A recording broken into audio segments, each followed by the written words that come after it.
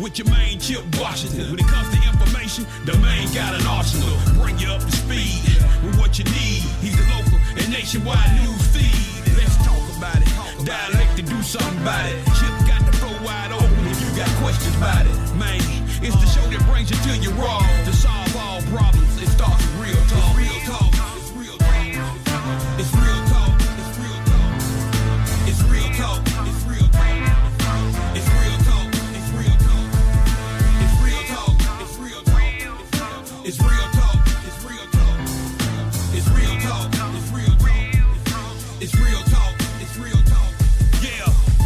Welcome to Real Talk with your host, Chip Washington. It's real talk. It's real talk. It's real talk.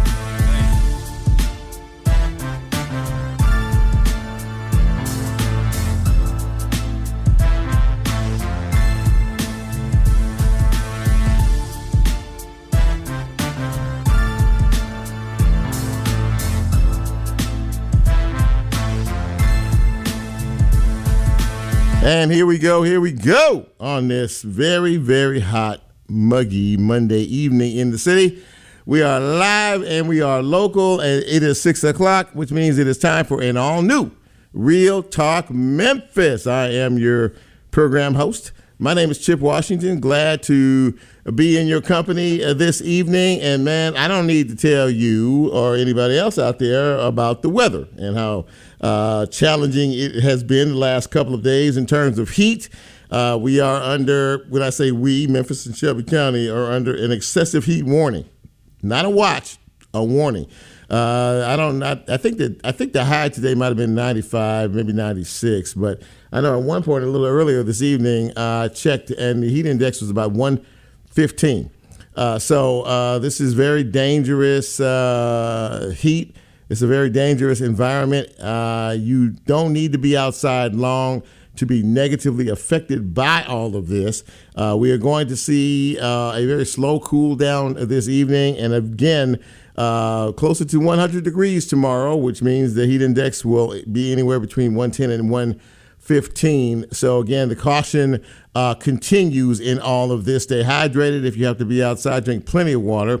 And, of course, if you are doing things outside and you work up a pretty good sweat, you might want to have some Pedialyte or some Gatorade close by, because that helps to replenish what your body sweats out, especially during these extreme heat moments around here. Now, I'm told that weather-wise things start to change a little bit on Wednesday, meaning there's a front that moves through here. However, it won't drop the temperatures a whole lot, maybe into the low 90s, cut the humidity just a little bit. But you know what? At this particular point in time, we will take what we can get. So, my best advice for you right now is just hang out.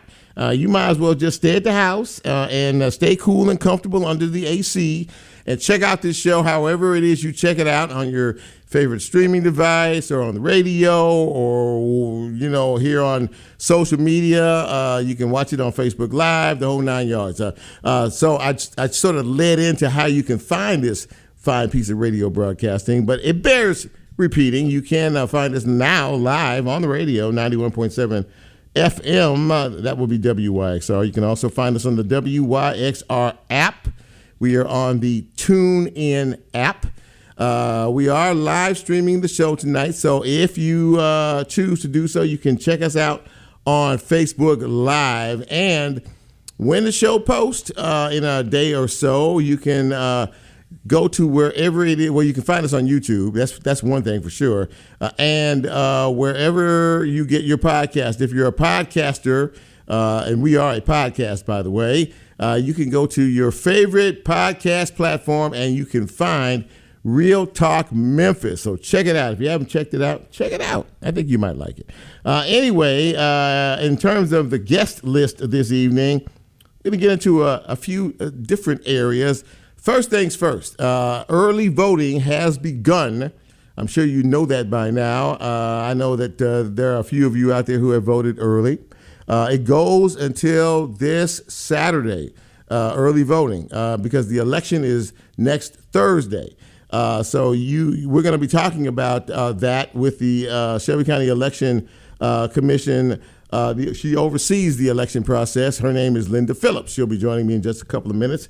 Give us some early numbers as to how many folks have voted and any of the particulars that you might need to know before you go to the polls. A little bit later on, we'll be talking about education. Speaking of education, the faculty and staff of all of the Memphis City and Shelby County schools, their summer vacation is over. They went back to work today.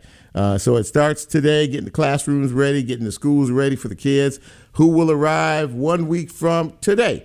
Kids are back in school next Monday. We will be speaking with Dr. Henry Jones. He is a community and education advocate and an organization that basically is concerned about the future education of our young people.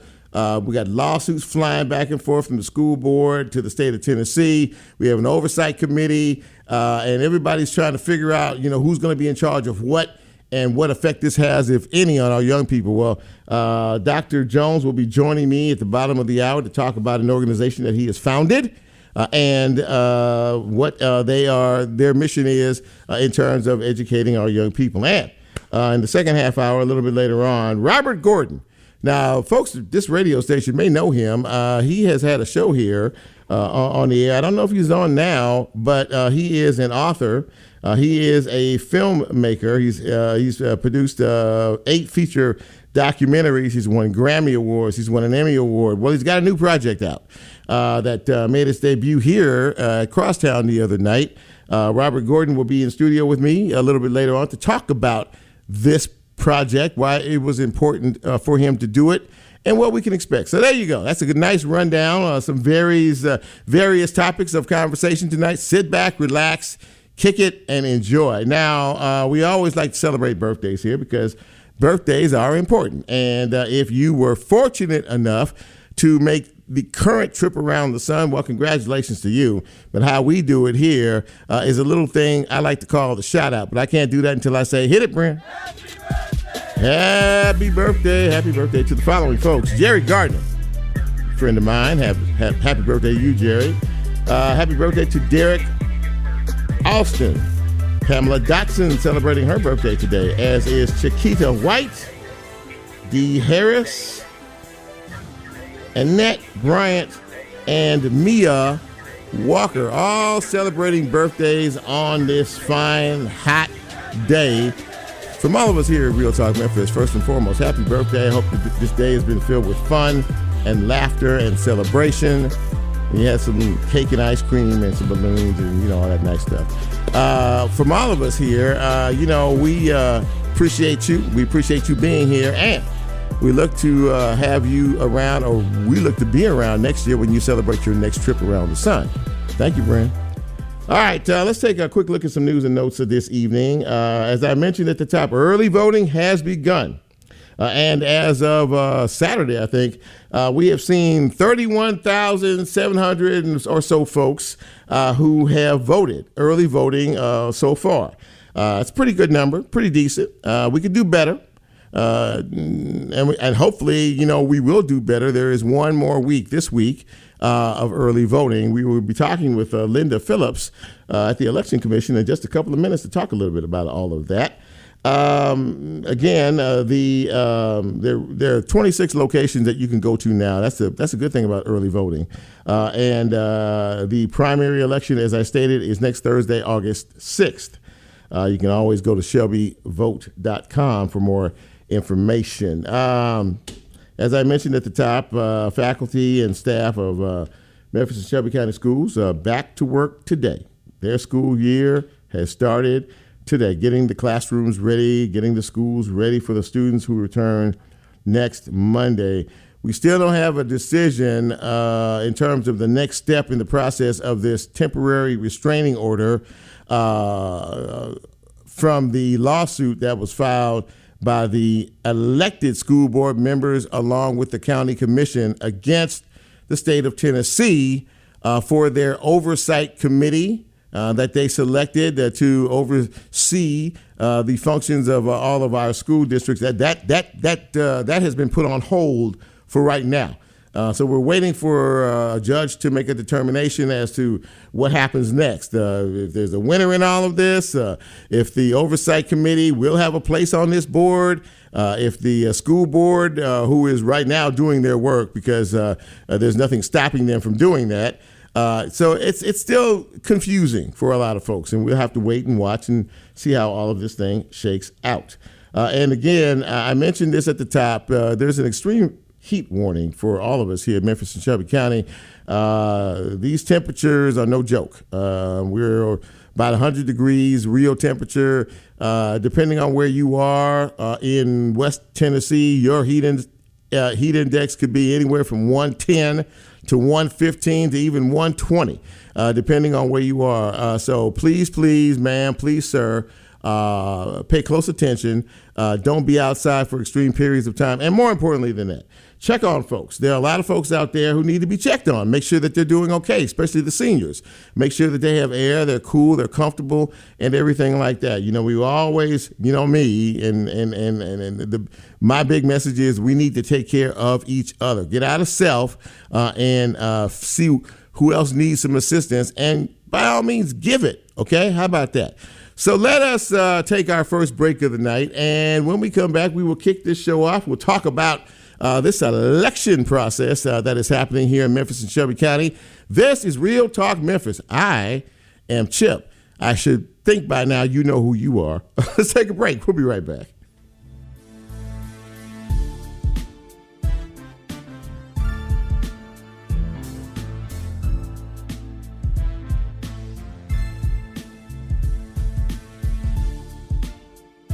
If you like Real Talk, here's a way you can get involved. Do you have a show topic idea or suggestion? Want to be considered a guest or have a guest idea? Then send Chip a message on his Real Talk show page and you can be a part of the Real Talk experience. So as he always says, go out and tell somebody. We'll be right back. Hey guys, this is Stephanie and Vivi, and we are Just a Touch Mondays from 2 to 3 p.m.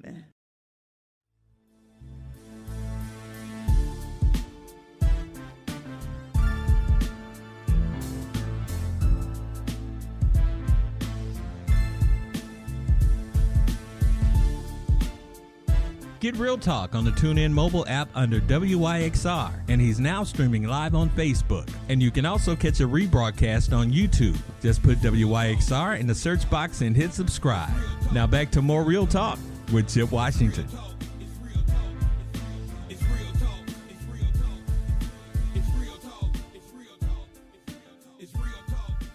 And welcome back to Real Talk Memphis on this Monday evening. Chip with you, and glad you are with us this evening.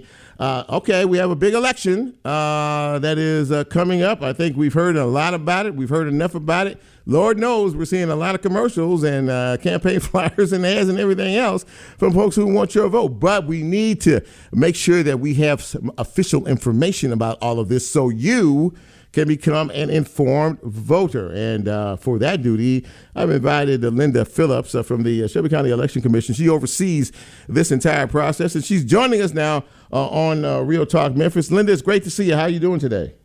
I'm doing great. How are you? I'm doing all right. So, okay, now, the process has started. And folks are starting the early voting process. Do you have what are the latest numbers in terms of the total amount of folks who have voted so far? Well, through Saturday, we'd had 40,859 people cast their ballots. Wow. Yeah, that's an sizable increase over 2018, which was the most equivalent year in terms of the number of open seats. At this point in time, we'd had 32,472 vote. So that's a pretty hefty increase. Yeah, that's about 8,000. Yeah, that's pretty good. People are paying attention to all this process. Now, you're obviously the information center in all of this, and we'll talk about how folks can find out, answer questions. You all can answer questions for them in terms of locations and a lot of other things. So you told us over 40,000 folks have gone to the polls so far. Is it in terms of the number of Democrats and Republicans? Do you have a breakdown on that? Yes. We've had 27,009 Democratic ballots pulled, 13,450 Republican. And then, of course, because this is a general election, for county offices, people don't have to declare a party in order to vote for county offices. And we've had 400 general election ballots. Okay. So sounds like right now, almost 2-1 in terms of the number of quote unquote Democrats that have voted versus Republicans. Let me ask you a question. Is this a general trend? I was having a conversation about this with somebody today. Is it usual that the Democrats generally do most of the early voting in some of these races, or does it depend? Well, it depends, I think, a lot on the election. Shelby County, of course, obviously is a Democratic county for the most part. So, yes, you're going to see more Democrats vote than Republicans. But again, it depends a lot on the election. Voters vote when they think, there's something that they want to speak out about. Yeah, and would you say on election day itself that is when we see, because I was doing a little bit of work on the history perspective on this, that we see a lot more Republicans hit the polls on election day? Would you say that would be an accurate statement? Yeah, I was going to say somewhat, but again, it varies a lot. We have people who are firmly committed in both parties to only voting on election day, which is Thursday, August 6th, by the way. Right, so. right.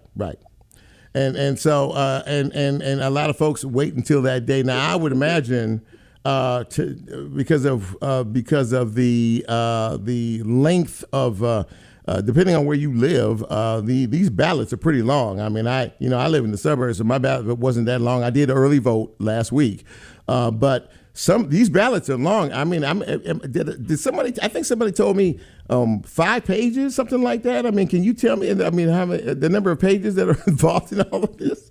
Now, most ballot voters only have 2 pages. Okay. 5 pages stems from the early voting sample ballots where all 13 commission races are on your ballot, for example. Okay. All of the Tennessee House districts are on that sample ballot. But on your individual ballot, you've only got 1 Tennessee House district and 1 commissioner district. So just looking at the sample ballots pasted to the wall of early voting isn't going to give you a good picture. Okay. Well, that's very interesting in and of itself. Thinking about the dynamics of this election, the importance of this election. As you said, we got people running in everything is on the table here. I mean, from the sheriff to the mayor to all of the half the school board, all of the county commissioners, so many other seats. It really does pay. And I've heard you say this before, but I want to emphasize it again on this show. The importance of people doing their homework, paying attention, doing their research on these individuals who are running for these various offices. It does really make a difference, does it not? Absolutely. Yeah, voters, they need to decide what candidates align most closely with the values they hold dear. And your local candidates, they have a lot more impact on your life than, say, who's the president. Because realistically, your local people, they set your tax rates, they set your school budgets. I mean, there's a lot of things that they do that have a direct impact on your life. I think that's a message that I don't know that translates to a lot of people. They don't really think about that. The local folks are the ones that make the laws, that decide these things. The front line folks versus the other folks in all of this. It's interesting that you said, and you've been doing this for a long time now, and when you said that there were over 40,000 folks who have casted votes so far early, I think it speaks to people paying attention. I mean, you see this, every day. I mean, people seem to be paying a bit more attention to this election and what could come from it. I do see a lot of interest in this election, so I'm hoping that everybody gets out and votes because it's important. So in terms of your office and in terms of the machines and everything, everything functioning well, you guys are ready. Your poll workers are ready. I mean, your folks that work at the polls and everything. How are you feeling about things as we continue this process of early voting until we get to the general next week? Well, I'm feeling pretty good. I mean, our ballot tests, we've done extensive end-to-end testing of the election equipment, and it's functioning perfectly. And, we really haven't had any problems. So, in terms of people understanding and learning now because of the District 9 split, it went from 1 to 3. I think it's very important for folks. We talk a lot about this, about understanding what district you may be in now. You might live in a district, but you might vote in another district or whatever. So it's important for people to understand and know where they live in terms of the district that they live in, and they can always find out that information from your office, correct? well, yes, and they can do it on shelbyvote.com. Mm-hmm. Right there on the homepage, there's a banner at the top that says redistricting. Click on that, and there's a district locator. You put in your address, and they will tell you if your congressional district has changed and what it is. So that's an important resource. And again, if you don't have internet access, you can give us a call at 222-1200. Again, that's 222-1200, and we'd be glad to help you. I don't even know if this is the fair question, but in terms of some of these elections, but this one in particular, this is a big deal. Any idea? I guess you wouldn't have any idea. I guess it depends on how many people vote on election day, how long it would be before you get results. You know how, we have 10 o'clock newscast and we may or may not have it. But I guess that all depends on the crowd. Am I correct? Yeah, I was going to say, anybody who is still in line at 7 o'clock on election day is allowed to vote, no matter how long that takes. And I can't release any results until the last person has finished voting. So assuming that, they've finished by, if there's people in line till 10:30, I'm not going to put anything out from early voting until they've finished voting. And then the big thing in Shelby County is we're so big, the results have to come to our office. And in some areas of the county, your polling place is 45 minutes from our operations center. Oh, wow. Okay. So it takes a while to get all of this stuff in. So so people need to be patient, obviously. And I think the point you just made, which needs to be emphasized, is if you are in line at a polling place at 7 o'clock, you have the right to stay in that line and for as long as it takes until you cast your vote. Correct? I want everybody to understand that. Absolutely, that's correct, Chip. Yes. Yeah. Well, this is the biggie here, and we'll be watching and waiting like everyone else is. But obviously, we urge folks to go out and exercise their right to vote. As you said, if they have any questions at all, they can go to your website and give us that website address again, Linda. It's shelbyvote.com, yep. And then you can get all the information you need under the elections tab, list of election day polling places, early voting schedule and locations. There's 26 early voting sites, and you can vote at any one of them. Right. But if you wait until election day to vote, you have to vote at your correct precinct. So they're not interchangeable. You only have one correct place to vote. So just make sure you know where it is. Absolutely that. Well, listen, Linda, it's great to have you on. It's great to get this information out with folks who might be listening to the broadcast right now and who started fiddling around and trying to figure out where they're going to go and what they're going to do. You guys are ready. The numbers look good so far. We just encourage folks to continue that trend. Linda Phillips, ladies and gentlemen, from the Shelby County Election Commission. She oversees all of this and does an amazing job at it. Linda, thank you so much. And we will talk to you again soon.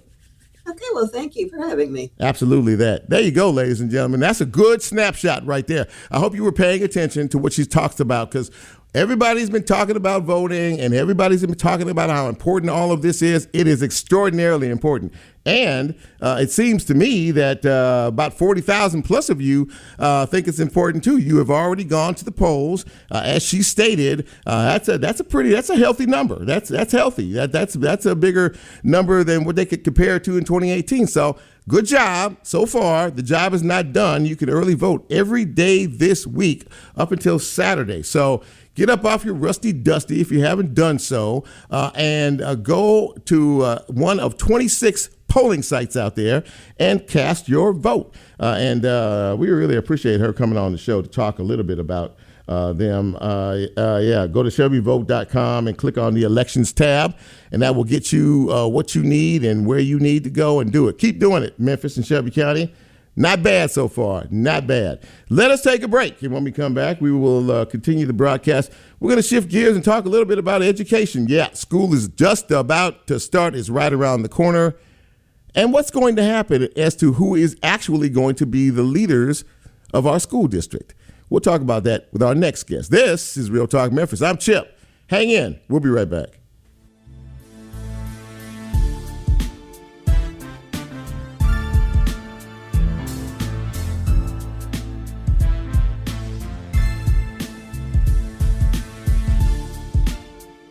If you like Real Talk, here's a way you can get involved. Do you have a show topic idea or suggestion? Want to be considered a guest or have a guest idea? Then send Chip a message on his Real Talk show page and you can be a part of the Real Talk experience. So as he always says, go out and tell somebody. We'll be right back.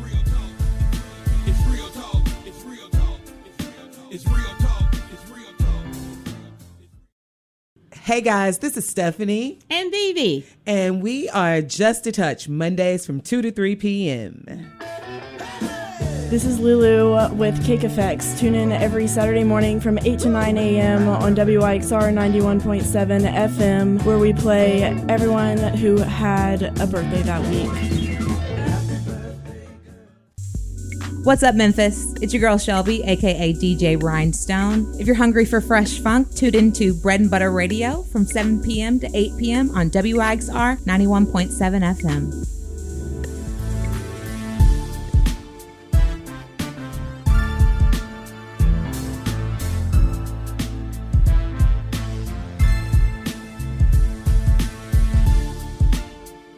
Get Real Talk on the TuneIn mobile app under WYXR, and he's now streaming live on Facebook. And you can also catch a rebroadcast on YouTube. Just put WYXR in the search box and hit subscribe.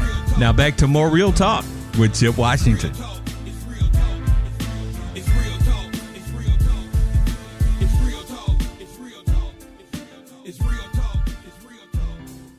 Hey, welcome back to Real Talk Memphis on this Monday evening. Chip with you. And education.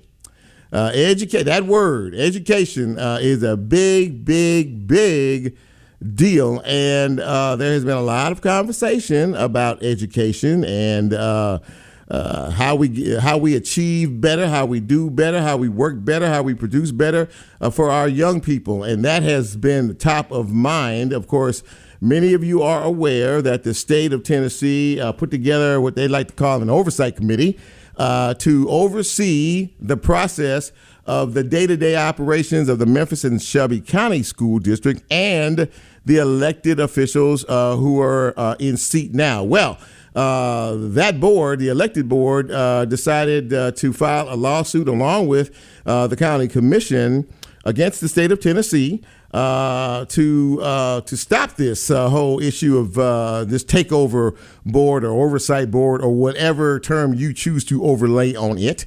And they were issued a temporary restraining order. So right now, the elected board is still doing their due diligence, their daily duties, their weekly duties in terms of getting ready for another school year.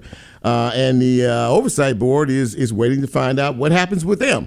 Well, my next guest is a community organizer. He's in these streets, man. He's an education advocate as well. And he's formed an organization called Together for Students. And it's I'm happy to welcome him on the show to get his input on some things. Please welcome to the show Dr. Henry Jones. And Dr. Jones, it's good to see you, man. Welcome to Real Talk. What's up? What's up, everybody? What's up, Memphis? Thanks for having me, bro. So listen, first and foremost, tell me about this organization, Together for Students, why you organized it, and what your focus is going to be with it. Yeah, so to be honest with you, I like to just think of Together for Students as something that happened organically. Started in a one-to-one conversation over dinner. I was speaking with a parent who's 25 years old, graduated from Memphis City School, valedictorian in her class, and now she have a 5-year-old daughter. And during that conversation, she just started to lash out how she was frustrated with things the school board was doing. And so in that very moment, we decided to turn that individual conversation into a group setting. And so we started to host small group gatherings all across the city at places like exactly over in Whitehaven or Broadway Pizza, where we were just bringing 5 to 10 people together to talk about education. And during that time, we didn't have a name. Through that process, we created the name and started to build an agenda. And so now we have a primary focus of 3 things. We really want to raise the quality of classroom instructions, expand access to high-performing schools, and we also want to build a support system or ecosystem to support every school, every kid. So I currently have a kid that has autism. He's 5 years old. He's nonverbal, but he's a super learner. And so we want to not only think about, we want to really think about all kids. So in all of this, and what you said about the parent that you met initially, and the frustration in terms of where the board is now in terms of the educational quality of the students, as I stated at the top of the show, we're 1 week away. School starts next Monday, and there has been a frustration from a lot of folks in the city, parents, concerned citizens, other folks like yourself, with the quality of education that their children are receiving. Do you find that to be the case? Are you running across more folks who are frustrated and want to see something better happen in terms of this? 100%. And I would just add, I think at the end of the day, like parents like myself, we really don't care about the court battles. Like I said, I have a son that's nonverbal, that have autism, and school starting in the next few weeks. I have to make one of the hardest decisions in my life. And so really parents like myself, we care about safe schools, we care about good leaders, and we care about academic growth. And so through the platform that we're growing, those are things that we're trying to actually like push. So, in having said that, I made reference to the fact that there is an appointed school board by the state of Tennessee of 9 individuals who have been tasked with running the school district, basically the day-to-day operations of the Memphis and Shelby County schools. On its face, do you think we are at the place here in our city, in our community, that we need an oversight committee to handle things? What's your take on that? So to be fully honest with you and transparent, like we really don't support in the sense of like the local school board or the state appointed board, right? We just support accountability. But one thing that we do know is that local elected leadership aren't being held accountable now, right? So no one is holding them accountable. It's currently the county is funding a lawsuit, but the county commissioners are voting to take out loans to fund the county, to fund Shelby County. And so where's the real accountability is the question. And we just believe in that if the state is going to appoint this board, we want to hold them accountable just like the school board, but we think someone needs to be holding the school board accountable. There has been, a lot of conversation about all of this, even going back to Dr. Fagans when she was on the school board, and of course they removed her from the superintendency in terms of all of that. And it just seems as if the leadership aspect of things the last few years with the school board, a lot of people are talking about that, is really no consistency, no continuity in terms of all of this. So and then things are being dropped. Now, if you talk to some of the school board members, they're saying, you know what, we're working hard, we're doing this, we're doing that. The audit that the state did revealed some financial discrepancies in fraud and waste and abuse and things like that. In terms of all of that, the school board, the elected school board, admits that there have been some things that have fallen through the cracks, and that they are trying to remedy them. Do you think we would be in this situation in terms of corrective action had not been for that audit that the state put? But what was your take on the audit? Well, I honestly think that the conversations started to happen about the school board way before the audit, but I just think the audit was just fuel to the fire. When you really think about things that happened, I think maybe even firing Dr. Fagan was going against the community's will, and so the audit was just additional things that added the energy to the community to want to see something different, but it wasn't the beginning of the conversation. Well, that's interesting because, I think a lot of folks nowadays are really feeling that way. There seems to be a tide in this community now that there is an oversight committee that has been selected and put in place, but not on duty yet, that people are very curious now about what are they going to do. So in terms of all of this, you have seen the current elected school board, and you have formed your thoughts and your opinions about what they have done to this point. What are you expecting? You said to drop the lawsuit and Brent, he's coming to that. Drop the lawsuit and let's move forward with educating our young people. So, what are you expecting, Dr. Jones, if this board is actually impaneled? So what I'm expecting is better outcomes for our kids. And I think exactly what I said from the beginning, we don't look at the oversight board as any different than the school board. If the oversight board, which is people that's directly from our community, from Memphis, Tennessee, that walk amongst us every day, aren't doing right by our kids, then we will organize and take the same action that we're taking today against Memphis City Schools Board and as well as the Shelby County Commissioners. Organizing people to take action and take back our schools. So we don't really see any difference in accountability when it comes to the state oversight board or the school board. We just want something different. According to their charter, the appointed board, they have 4 years in which to make some substantial changes in terms of the direction of the district. In your honest assessment, if you had to pick one thing, maybe two things that are going on within the district, the school district now in terms of learning. We've heard about reading. Reading is a big deal, and that our kids aren't reading at third grade level. We're deficient in various areas of all of this. If somebody asked you from that board, what is the biggest need in terms of our young people's, in terms of their academic development, what would you say? I would definitely say we need to focus more on ESL, ELL learners. They are being left behind. I don't even think schools are even in compliance to serve some of those families. So when you look at those families, I think it's a strong disadvantage when it comes to especially brown students. And then I also would speak up for students like my son who has autism that's nonverbal, who we really don't have a pathway to be able to support those students at all. And so outside of the math and reading proficiency low scores, I think it's other things that compliance should be questioned around as well. One final question for you. What do you expect from the community? What should the community, we know what they expect. This is kind of in an unknown territory in all of this here.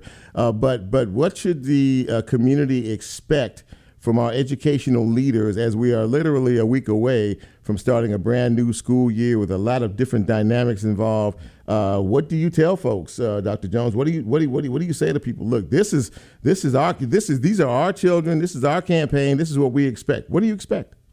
I really expect, and I think what people hope is for elected leaders to work together collectively, which means I think the first step is maybe withdrawing the lawsuit, and then that way we can start to understand what does it mean like to work together collectively.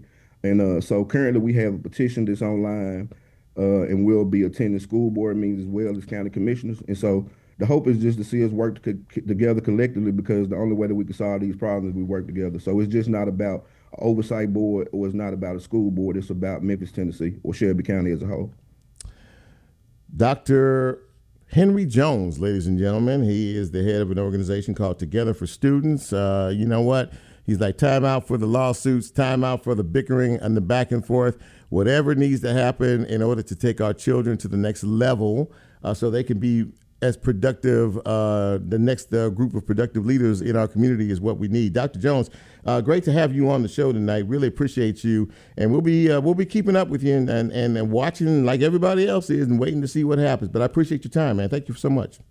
Thank you for having me, and y'all have a wonderful night. Thank you. You too, my friend. There you go, ladies and gentlemen. Look, it is time to we shift our focus now, and we need to get back into the classroom because we're about to do that now. And parents, you have a responsibility too. I know our kids have been out, they've been enjoying summer, but it's time to refocus now. We got a lot of issues that are on the plate, and there are a lot of things that are coming up. You need to be involved in all of this, and you need to be active in it as well, because these are your children. This is the next generation, and we need to play a big role in it. Thanks so much to Dr. Henry Jones for coming on the show.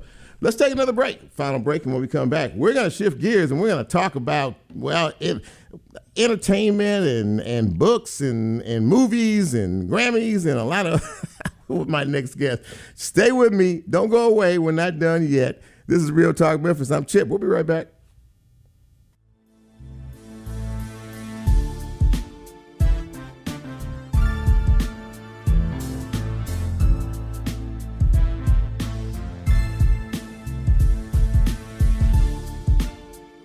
If you like Real Talk, here's a way you can get involved. Do you have a show topic idea or suggestion? Want to be considered a guest or have a guest idea? Then send Chip a message on his Real Talk show page and you can be a part of the Real Talk experience. So as he always says, go out and tell somebody. We'll be right back.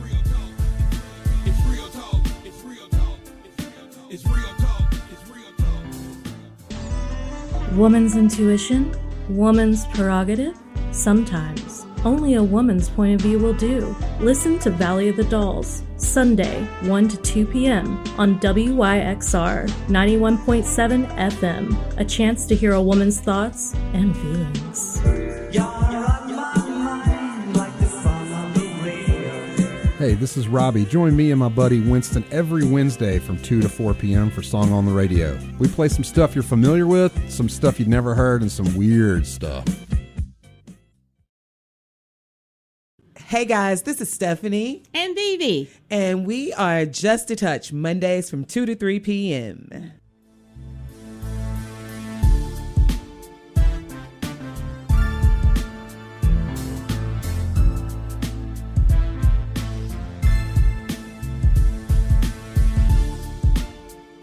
Get Real Talk on the TuneIn mobile app under WYXR, and he's now streaming live on Facebook. And you can also catch a rebroadcast on YouTube. Just put WYXR in the search box and hit subscribe. Now back to more Real Talk with Chip Washington.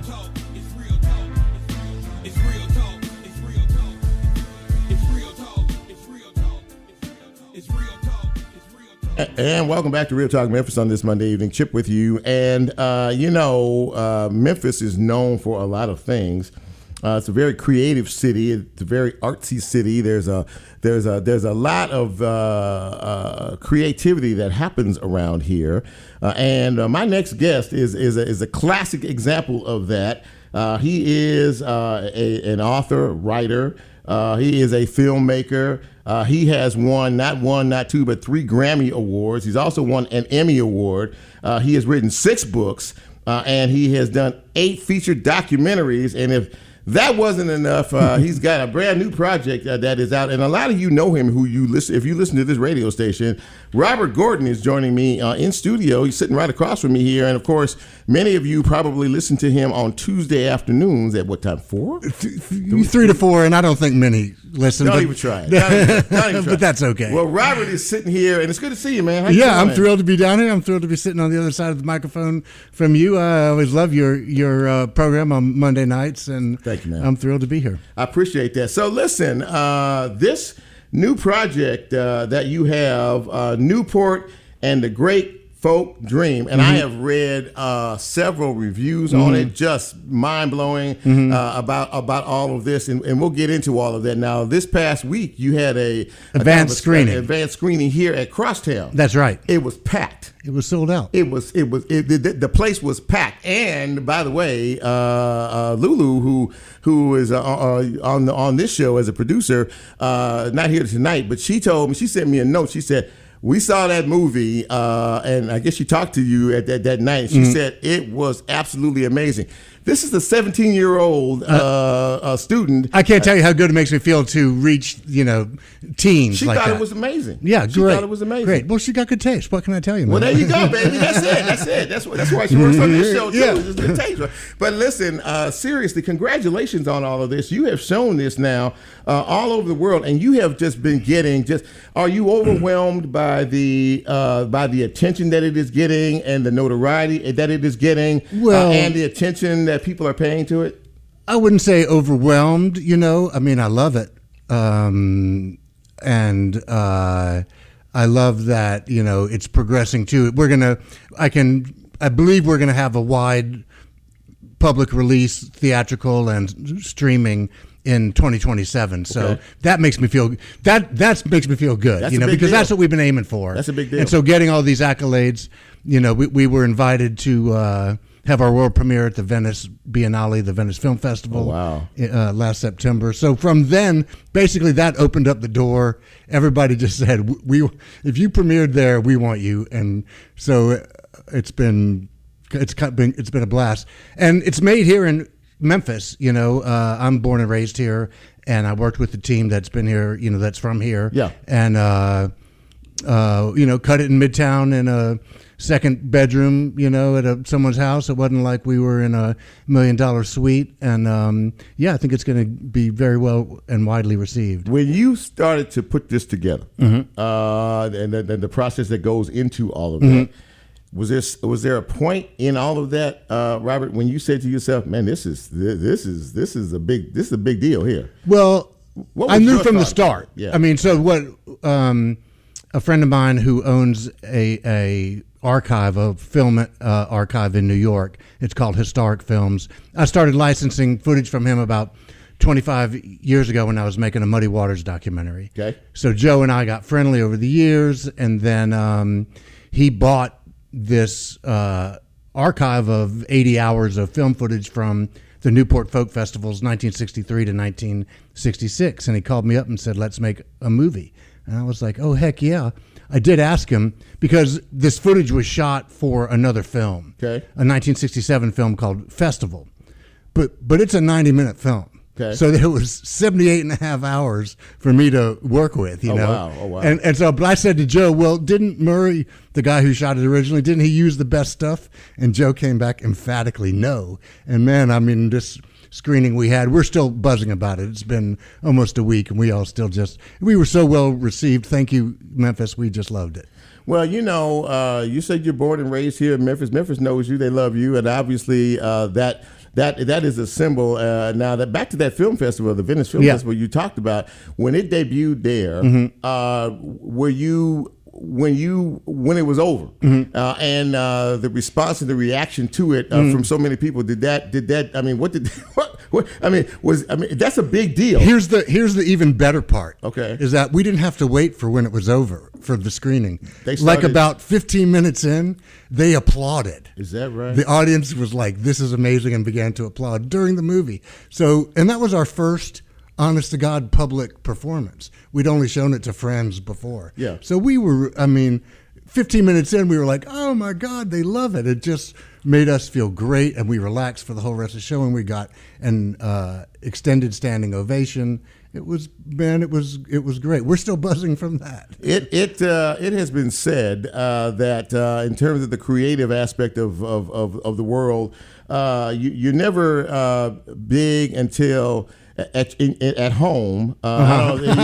You're probably the exclusion to all of this, but no, you're never man. really big at home until you're big elsewhere. And when folks elsewhere start to go, man, you got something big going on here in Memphis with this guy in this film. And so when you came home and you had this screening last week, and these people just went gaga nuts over it. Yeah. There's something rewarding about that, isn't it? Your homeboy. This is your Oh city. man, no. We've had a lot of great screenings, Venice included, but playing it to the hometown crowd, filled with both our peer filmmakers. We called off about 25 names of local people who worked on it at different points in time. Yeah. And, half of them were there, and friends and family and people we didn't know and people we see on the street and say hi to. And, big. It was, I'm telling you, we are really, so let me give a shout out to my main local partners on it. Laura Jean Hawking, she was the editor and a producer. And Kim Lloyd, who was a co-producer on the movie, both of them were on the stage with me at Crosstown, and I mean, we were still texting about it this morning. Man, that's a big. So home. This is doing it at home. I wasn't nervous because this movie's played so well so many times. I was confident, but other ones were like other people on that stage were very concerned about playing in front of the hometown crowd, is that which right? I appreciate, you know. Yeah. But but they blew us away. Part of it was, there's like some great performances, some political notions float through, and because it's all about the 1960s and civil rights, and people cheered that stuff. That it was really interactive and great. You said, I think I read this somewhere, that this movie was sort of the beginning of the civil rights movement. Well, I don't know about. I mean, for me here in Memphis, right? I was 7 when Dr. King was killed, so I was when I knew about the civil rights movement long before making this film. But I think that this film is a place where the popular notion of where pop culture and the civil rights movement interacted. Right. They had a big. Here's where they had their big meeting, and it grew from here. I mean, SNCC, the Student Nonviolent Coordinating Committee, they're there all 4 of these years.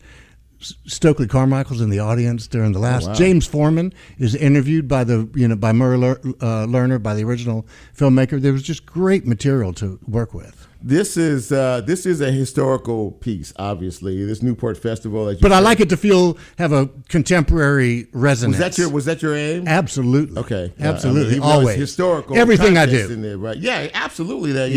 You're big on this city, and you're big on history, the history of it, and everything else. And I don't know how many folks know. I mean, again, you won 3 Grammys. You've done musical documentaries and a lot of other things. Has that always been your thing? Yeah, man.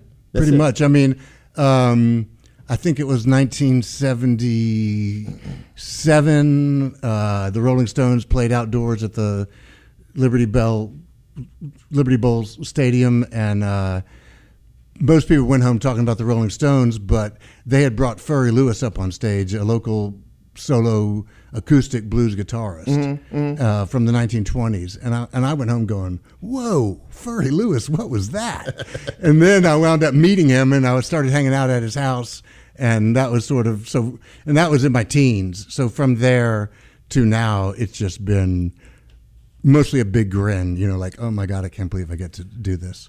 What do you want the takeaway to be for people when they see this movie, when it goes wide? What do you want that takeaway to be? I think about the fellowship that is America, the cross-cultural, cross-racial, cross-national, as someone says in the movie, America is a nation of immigrants. And it is that fabric, that quilt or collage, mosaic, that is made of all these different kinds of people that I think, is what I want people, because the great thing about this film is you come in going, oh yeah, folk movement, I know what that is, or I got an idea what that is, and you leave going, oh my God, I can't believe the range of things I saw and how ecstatic they made me feel, because these are a bunch of ecstatic performances.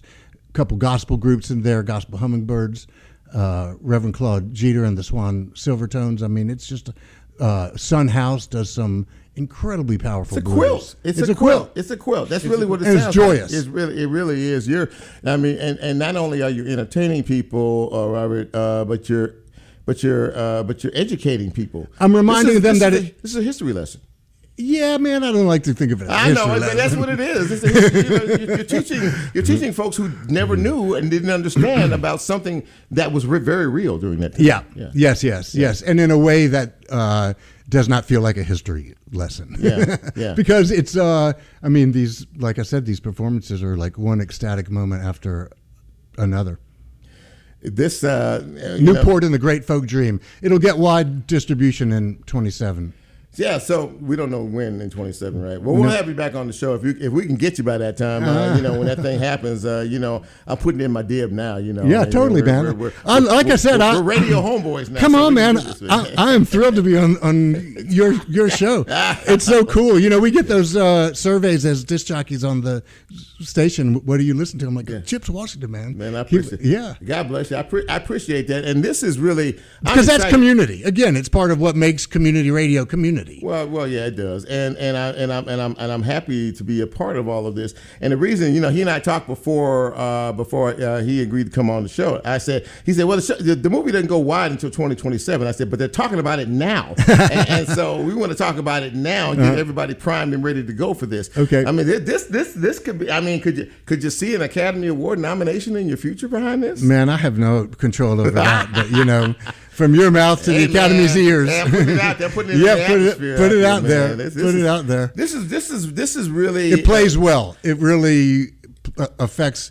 Like you said, the 17-year-old was. That's what I was going to say. My daughters are in their 20s and their late 20s. Their friends are moved by it. Yeah. My peers. That's a whole. But that's the part that would blow my mind. That somebody that young would go, Dad or whoever.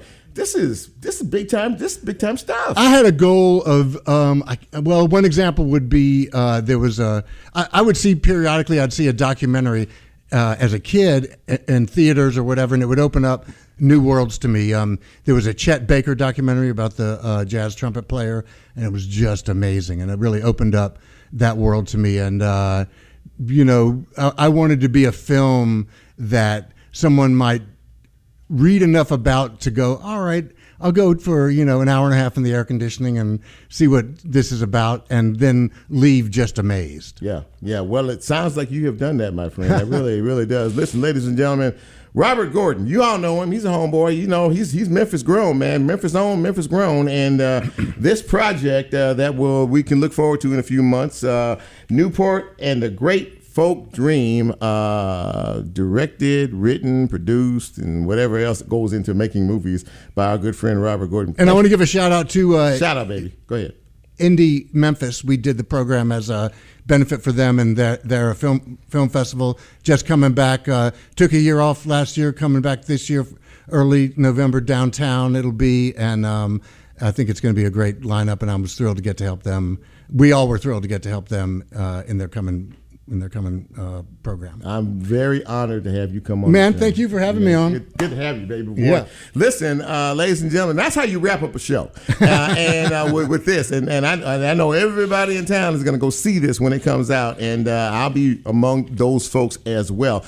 It's top of the hour, and don't go away. Bren, my board producer, is here, and he's got a little show called Event Horizon. Bren, what can we expect musically from you this evening? Hey, I'm just gonna be playing some electronic stuff, a little bit of hip hop, maybe a few punk and metal, guitar tracks in the middle as well.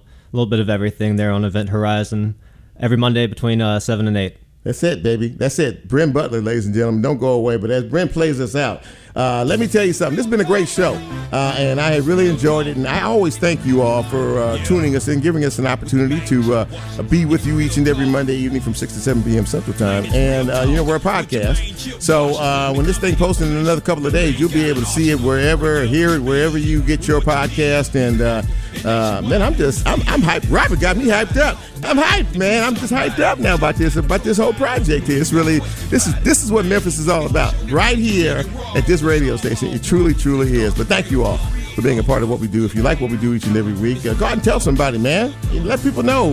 Real Talk Memphis, check it out Monday evenings. So I want to say thank you to all of you. Thank you to my guests. Thank you to all of you who take the time to listen to our broadcast. Be safe out there. Watch out for yourself and watch out for others, because they may not be watching out for you. And for all of us here at Real Talk Memphis, for Lulu, for Bren, who's coming up with Event Horizon in just a moment, and your humble host, me, thank you. And we are out. See you soon.